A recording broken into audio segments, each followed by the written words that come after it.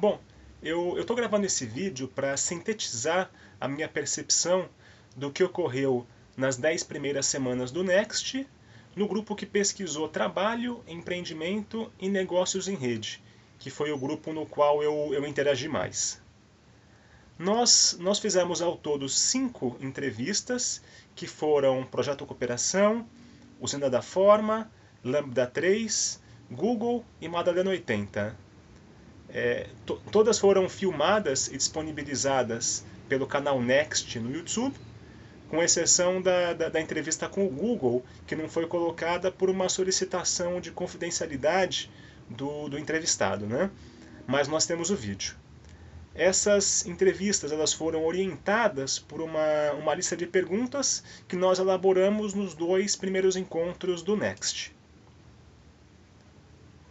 Após cada entrevista, nós fizemos boas conversas e reflexões entre as pessoas que compareceram, que foram ora no café, ora no bar, ou nos encontros de segunda. Também houveram muitas conversas e trocas de opinião sobre as entrevistas na base do P2P, em pares de pessoas. As entrevistas também elas fomentaram discussões conceituais e sincronizações e alinhamentos de compreensões e de termos, principalmente nas conversas de segunda. Muito material, artigos, apresentações, vídeos, etc., relativos ao nosso tema também foram compartilhados no grupo do Next no Facebook. Nós utilizamos principalmente o chat do Facebook para nos comunicarmos, né, e para organizarmos as atividades no grupo. Por outro lado, eu tenho a impressão que nós não fizemos muita polinização de nossas pesquisas nos outros grupos do Next e também não interagimos muito com as pessoas dos outros grupos.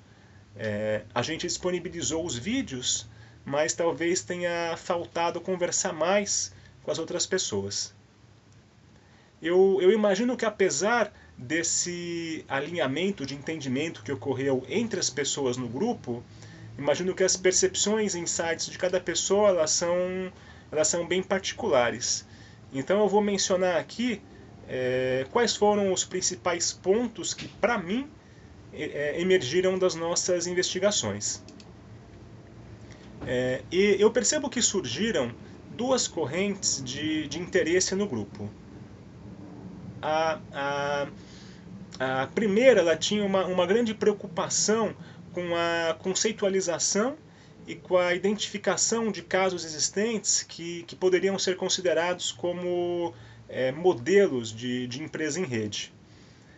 Essa preocupação ela estava ligada a um desejo de encontrar maneiras de propor e de prestar serviço de consultoria relacionados à transição para uma empresa em rede.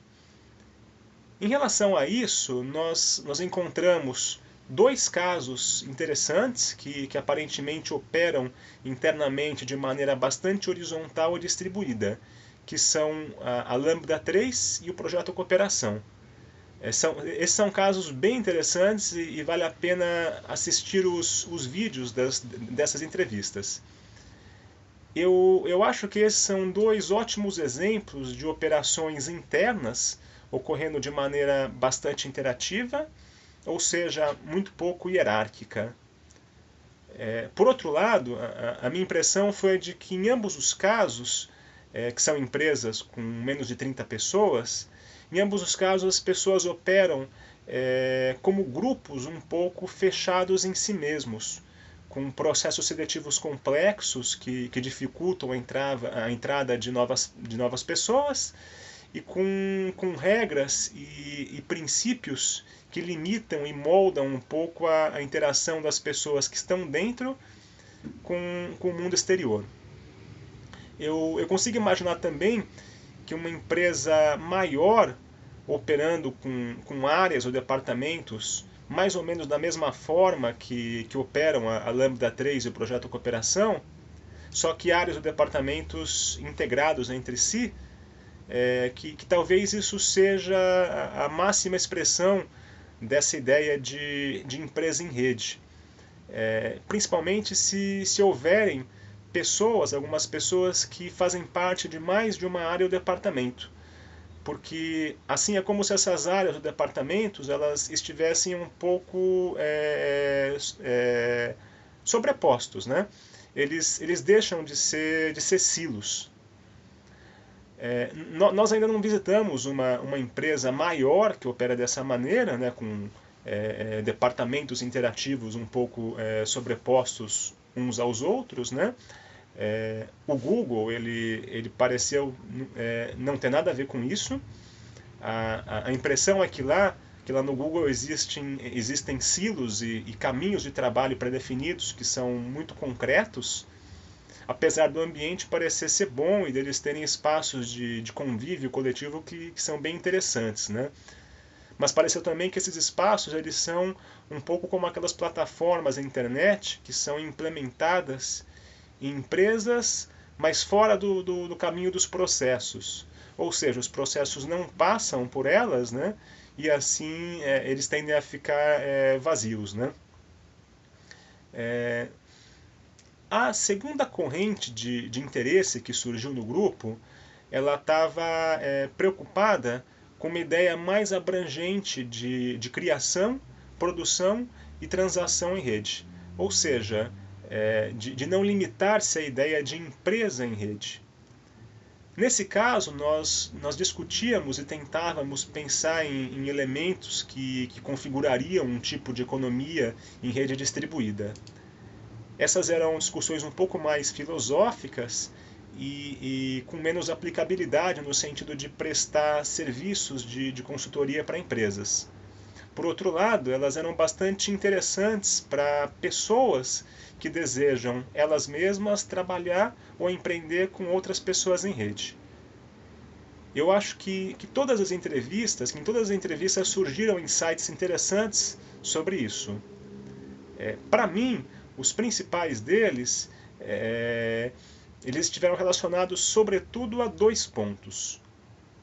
O primeiro, ele tem a ver com a importância da alta interatividade, ou seja, nem ficar isolado em si mesmo, nem ficar fechado em grupos.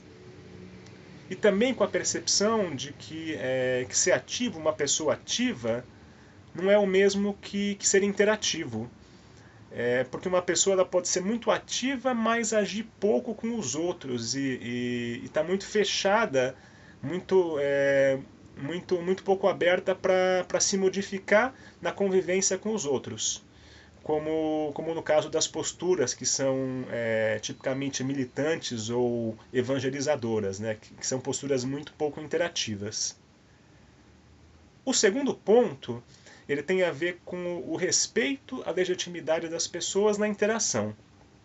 E eu tenho a impressão que talvez a máxima expressão disso é quando a gente nota que não existe instrumentalização ou manipulação nas relações entre pessoas.